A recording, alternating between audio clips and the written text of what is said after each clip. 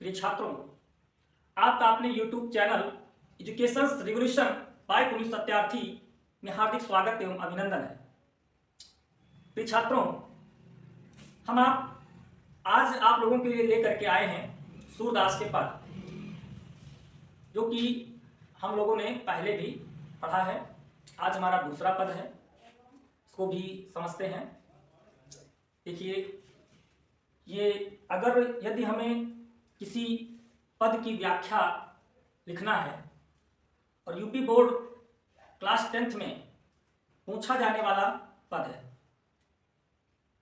तो यदि किसी पद की हम व्याख्या करते हैं तो उसमें चार स्टेप हमें पता होने चाहिए: संदर्भ, प्रसंग, व्याख्या और काव्यगत सौंदर्य। तो पहला स्टेप समझ लीजिए क्या है। नंबर 1 पे हम लिखते हैं संदर्भ। ठीक है,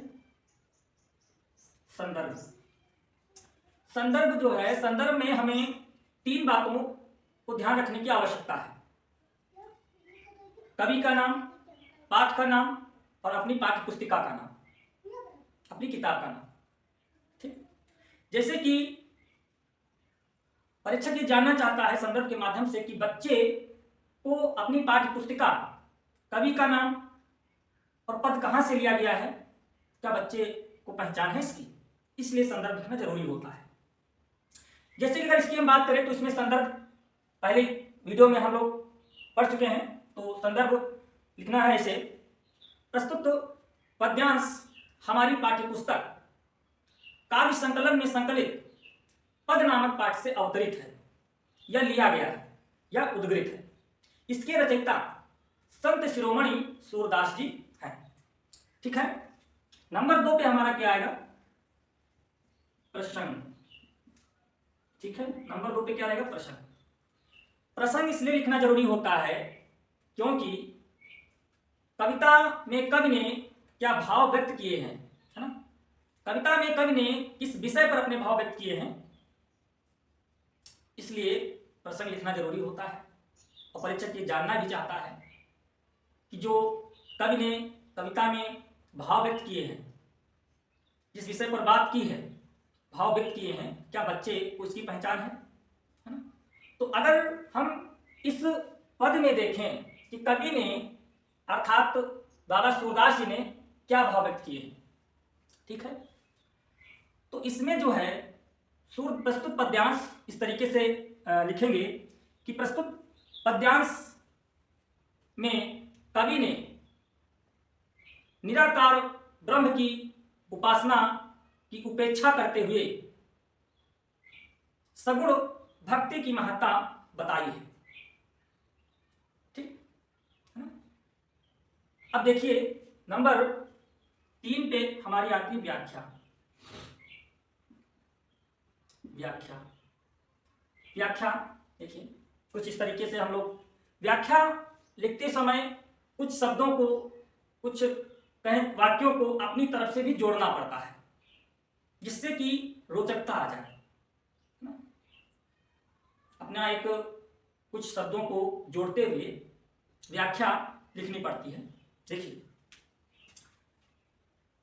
अविगत गति कछु कहत न आवे, ज्यों गूंगे मीठे फल को रस अंतर्गत ही भावे, परम स्वाद सब ही सो निरंतर अमित तोष उपजावे, मन बानी को अगम अगोचर सो जाने जो पावे, रूप रेख गुण जाति जुगति बिन निरालंब कित धारे, सब विधि अगम विचार ताते सूर सगुन पद दामे।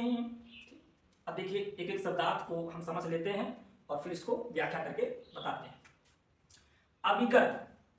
अविगत मतलब निराकार ब्रह्म, और निराकार ब्रह्म मतलब जिसका कोई आकार नहीं।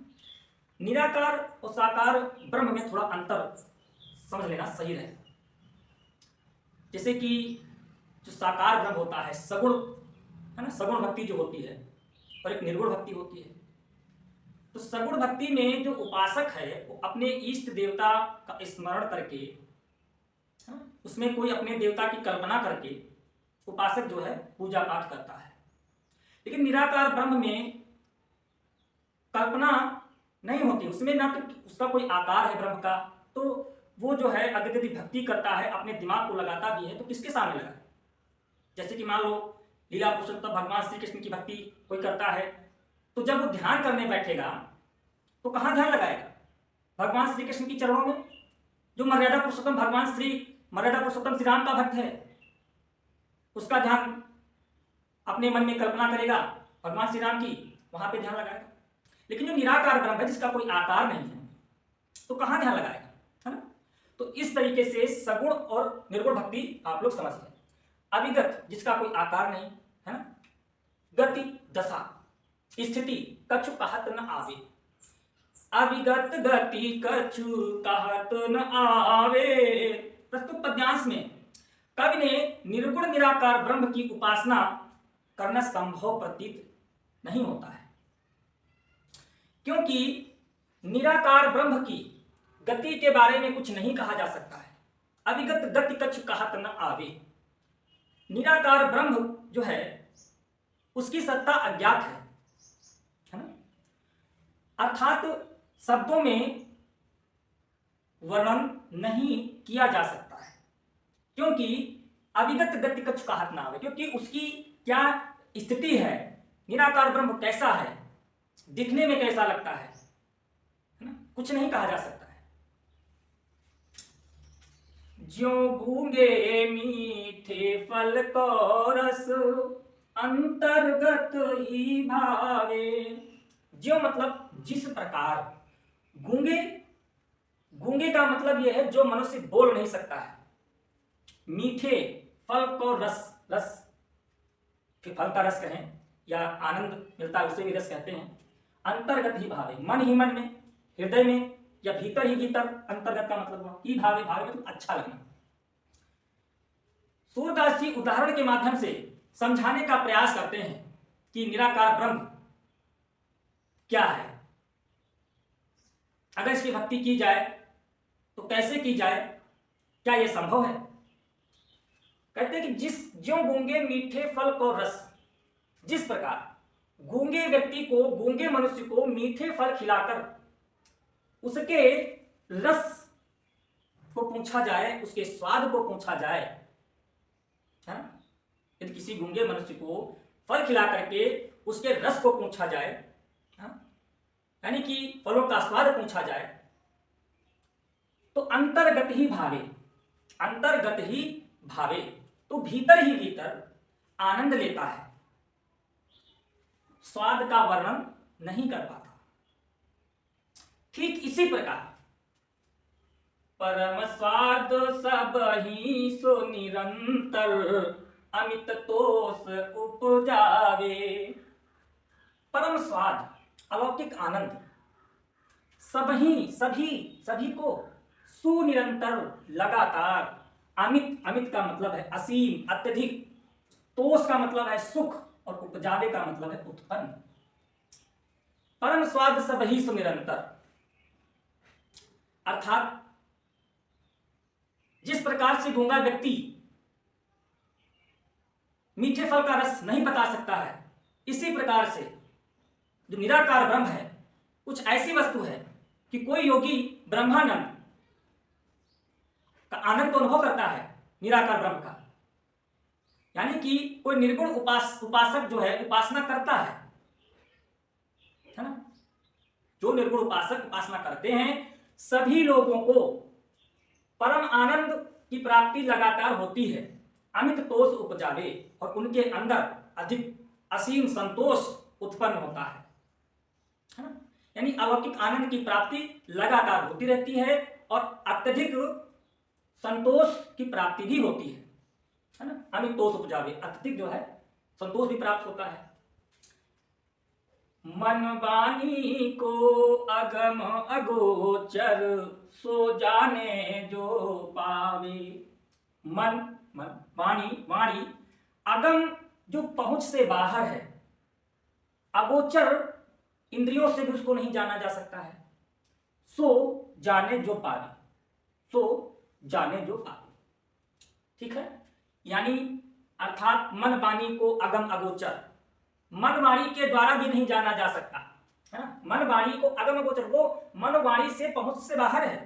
अर्थात निराकार ब्रह्म को मन वाणी के द्वारा भी नहीं जाना जा सकता है, अगोचर इंद्रियों से भी नहीं जाना जा सकता है। जो पावे सो जाने, जो व्यक्ति निराकार ब्रह्म की प्राप्ति कर लेता है सो जाने, वही जानता है ना।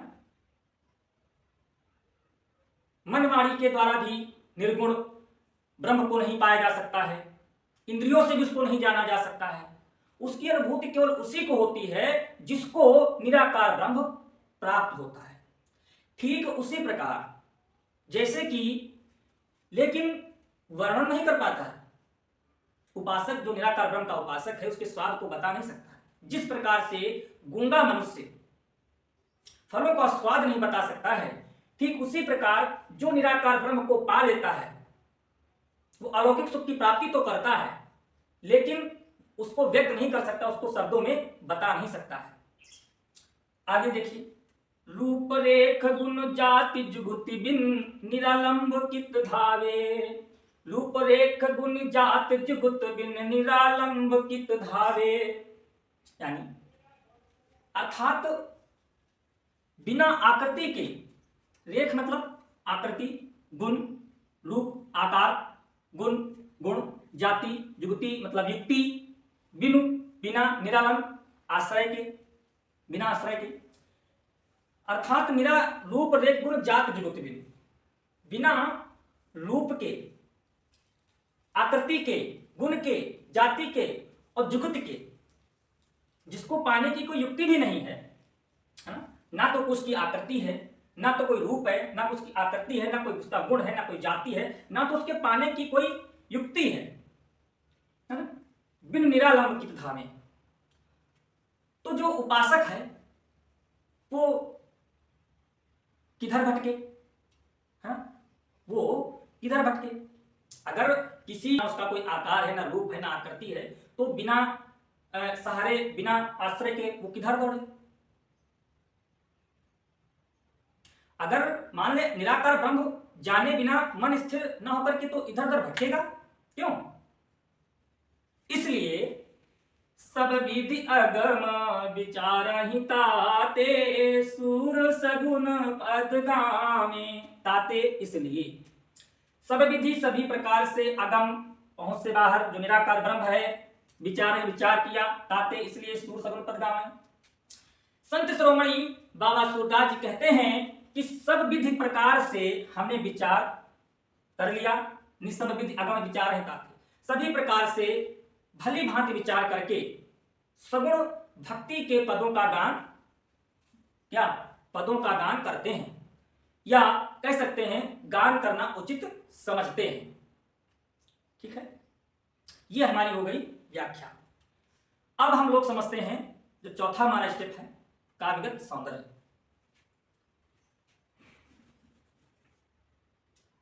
काव्यगत सौंदर्य,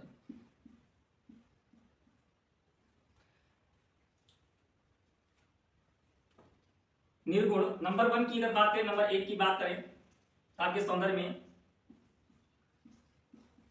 निर्गुण ब्रह्म की अपेक्षा सगुण भक्ति की महत्ता। ठीक है, निर्गुण ब्रह्म की अपेक्षा सगुण भक्ति की महत्ता इसमें बताई गई। नंबर 2 की बात करें, जैसे कि अगर हम बात करते हैं रस की, तो इसमें भक्ति भाव रस है। रस कौन सा है, भक्ति भाव।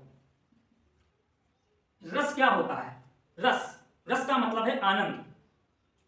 जब किसी काव्य या नाटक को पढ़ करके, है ना, हमारे मन पर उसका देर तक प्रभाव बना रहता है, तो क्या है रस। जैसे कि सिनेमा हॉल में हम लोग कोई मूवी देख रहे हैं, यदि नायक नायिका दुखी है तो हम लोग भी दुखी हो जाते हैं, यदि नायक नायिका खुश हैं तो हमारे मन में भी खुशी होती है। क्या है, रस ही तो है। अब अगर बात करें हम अलंकार की, तो इसमें अलंकार जो है अनुप्रास और उपमा दोनों है। अलंकार की बात करें, अलंकार कौन सा है, अनुप्रास, साथ में है उपमा, उपमा अलंकार। अनुप्रास क्या है, यानी कि जब एक ही वर्ण की आवृत्ति बार बार, तो अनुप्रास। अनुप्रास का एक और भी तरीके से परिभाषित कर सकते हैं कि आरंभिक वर्ण की आवृत्ति आरंभिक वर्ण के साथ, जो हमारा पहला वर्ण है उसकी आवृत्ति पहले वर्ण के साथ, पहले अक्षर के साथ, और अंतिम वर्ण की आवृत्ति अंतिम वर्ण के साथ। जैसे कि चारु चंद्र की चंचल किरणें खेल रही थी जलथल में, तो चार चार प्रारंभिक वर्ण है ना, जल थल लाला अंतिम वर्ण है, तो इनकी जो है क्या होती है, आवृत्ति होनी चाहिए। मतलब आरंभिक वर्ण की आवृत्ति आरंभिक वर्ण के साथ और अंतिम वर्ण की आवृत्ति अंतिम वर्ण के साथ। उपमा का मतलब होता है, यदि हम उपमा को समझना चाहें, ऐसा है, रस छंद अलंकार सभी विषयों पर हम अच्छी तरीके से आप लोगों को समझाने का प्रयास करेंगे और बेहतर आपको समझ में भी आएगा। थोड़ा यहाँ पर हम समझाने का प्रयास भी करते हैं, थोड़ा बहुत जो भी इसमें है। जैसे कि उपमा हमारा है, तो उपमा को अगर हम अलग अलग करते हैं तो हो जाएगा उपधन मा। उप का मतलब क्या है, समीप, समीप का मतलब पास, और मा का मतलब है मापन। ठीक है, समीप और मापन। ठीक है, उपमा से क्या होता है कि एक की तुलना होती है और एक से तुलना की जाती है, यानी समान गुण धर्म के आधार पर तुलना की जाती है। ठीक है, समीप रखकर तुलना करना, इसका अगर शाब्दिक अर्थ देखा जाए, जो भी हमने उपमा का किया है, तो इसका मतलब है समीप रखकर तुलना करना। ठीक है, और तुलना जो है किसमें होती है, दो वस्तुओं में। भाई तुलना के लिए दो चीजों का होना जरूरी होता है, तो तुलना के लिए दो चीजें, तुलना में क्या होगा, तुलना में कम से कम दो होने चाहिए, और उपमा में एक की तुलना होगी और दूसरे की तुलना की जाएगी। अगला जो हमारा है, चौथा की बात करें, हमारा रस अलंकार। छंद क्या है, इसमें जो हमारा छंद है गीत काव्य है। गीत काव्य का मतलब है कि इसे जो है क्या गाया भी जा सकता है, गाया भी जा सकता है। और अगर बात करें गुण की, तो इसमें प्रसाद गुण है। कौन सा है, प्रसाद गुण। और प्रसाद गुण का मतलब क्या होता है, इसको भी समझना जरूरी होता है कि काव्य को आसानी से समझ में आ जाए, है ना, तो उसे क्या कहेंगे, प्रसाद। और भी जैसे कि अगर हम बात करें कि इसमें जो है मुक्तक है, तो मुक्तक का मतलब होता है कि जो एक पद है दूसरे पद से बिल्कुल मैच ना करे, अलग अलग पद। मुक्तक का मतलब एक पद अलग किसी विषय पर भाव व्यक्त किया कवि ने, दूसरे पद में किसी अलग भाव व्यक्त किया है, तो मुक्तक का मतलब होता है अलग अलग पद, जिसका एक पद से दूसरे पद से कोई संबंध ही ना हो। अगर आप इतना भी लिख देते हैं रस छंद अलंकार गुण, तभी आपको परीक्षक जो है अच्छे नंबरों से पास करता है। वीडियो थोड़ा लंबा हो गया है, लेंथी हो गया है, और आप लोग जो है अगर यदि आपको वीडियो अच्छा लगे तो आप लाइक करें, कमेंट करें, चैनल को सब्सक्राइब भी करें। आज के लिए इतना ही, धन्यवाद।